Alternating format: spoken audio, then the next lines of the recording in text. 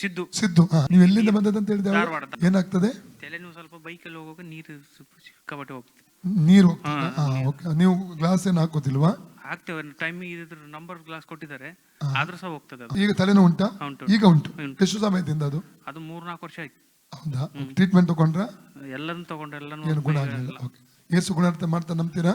ನಂಬ್ತೀವಿ. Okay. ತಂದೆ ದೇವರೇ, ಯೇಸುವಿನ ನಾಮದಲ್ಲಿ ಪವಿತ್ರಾತ್ಮನ ಸಹಾಯದೊಂದಿಗೆ ಕರ್ತನೆ ಪಾದಕ್ಕೆ ಬಂದಿದ್ದಾನೆ.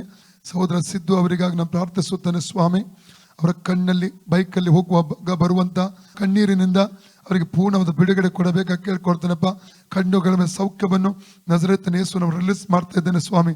ಅದೇ ರೀತಿಯಲ್ಲಿ ತಲೆಯಲ್ಲಿ ಓಡುವಂತ ರೋಗಾತ್ಮ ಶಕ್ತಿ ಬಿಟ್ಟು ಹೋಗಲಿ, ತಲೆವೇದನೆ ಅದು ಬಿಟ್ಟು ಹೋಗಲಿ ಸ್ವಾಮಿ.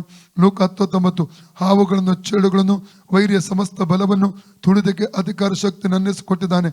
ಆದ್ರಿಂದ ಅದಕ್ಕೆ ಕೇಡು ಮಾಡಿದ ಹೇಳಿದ್ದೇನೆ.